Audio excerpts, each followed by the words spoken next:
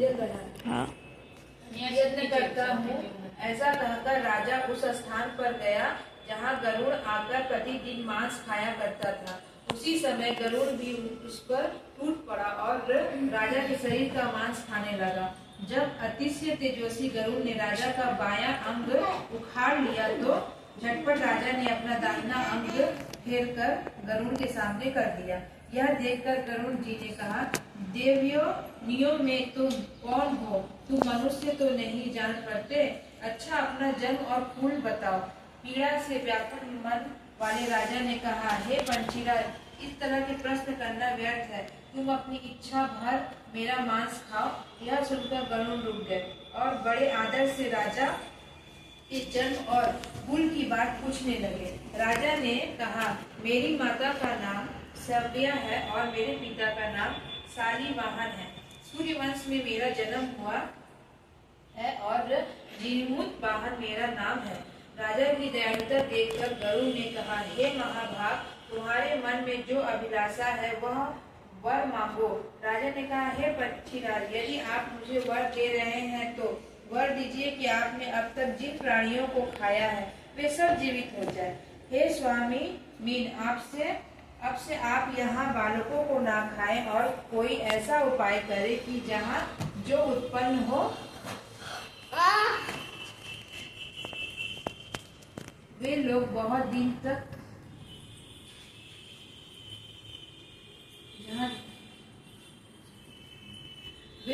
दिनों तक जीवित रहे। व्योम ने कहा कि पक्षीराज गरुड़ राजा को वरदान देकर स्वयं अमृत के लिए नागलोक चले गए। वहां से अमृत लाकर उन्होंने उन मरे मनुष्यों की हड्डियों पर बरसाया। ऐसा करने से सब लोग जीवित हो गए जिनको की पहले गरुड़ ने खाया था। राजा के त्याग और गरुड़ की कृपा से वहां वालों की बहुत कष्ट दूर हो गए। उस समय राजा के शरीर की शोभा दूनी हो गई थी। राजा की दयालुता देखकर गरुड़ ने फिर कहा, मैं संसार के कल्याण वर्थ एक और वरदान दूंगा। आज अश्विनी कृष्ण सप्तमी से रहित शुभ अष्टमी तिथि है। आज ही तुमने यहाँ की प्रजा को जीवन दान दिया है।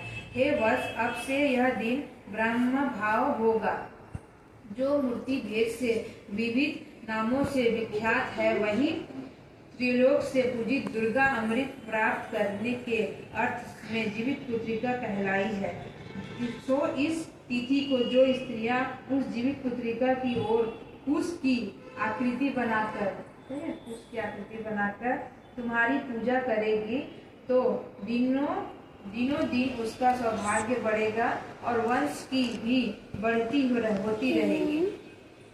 हे महाभाग, इस विषय में विचार करने की भी आवश्यकता नहीं। हे राजन, सप्तमी से रहित और तृतीय तिथि की अष्टमी को व्रत करें, यानी सप्तमी वृद्ध अष्टमी जिस दिन हो उसी दिन व्रत ना कर शुद्ध अष्टमी को व्रत करें और नवमी के पारण करें।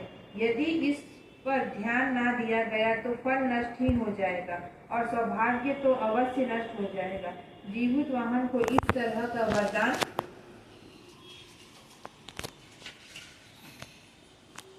देकर गरुड़ वैकुंठ धाम को चले गए और राजा भी अपनी पत्नी के साथ अपने नगर को वापस चले आए। व्योम द्रौपदी से कहते हैं, हे देवी, मैंने यह अतिशय दुर्लभ व्रत तुमको बताया। इस व्रत को करने से बच्चे दीर्घायु होते हैं। हे देवी, तुम भी पूर्वोक्त विधि से यह व्रत और दुर्गा जी का पूजन करो तो तुम्हें अभिलाषित फल प्राप्त होगा।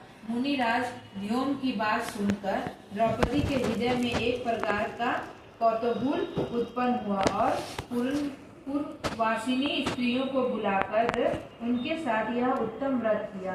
गौतम ने कहा, यह व्रत और इसके प्रभाव को किसी एक चिली ने सुन लिया और अपनी सखी सियारिन को बतलाया।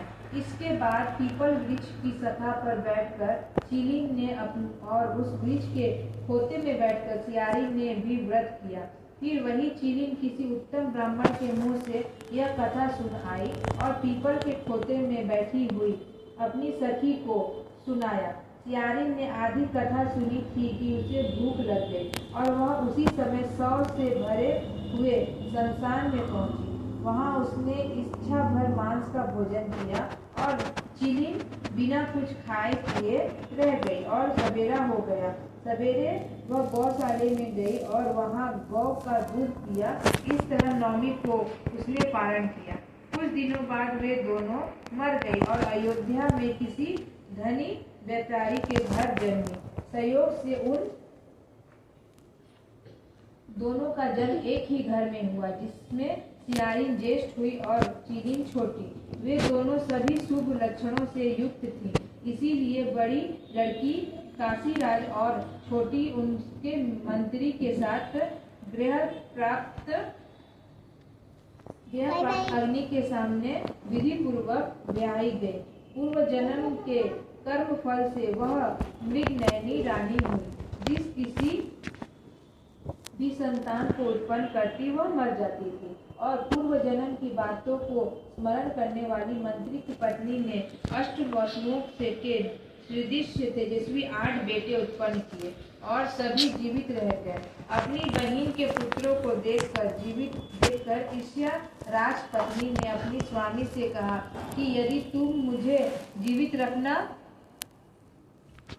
रखना चाहते हो तो इस मंत्री के भी पुत्रों को उसी जगह भेज दो जहाँ मेरे बेटे गए हैं, अर्थात इन्हें मार डालो।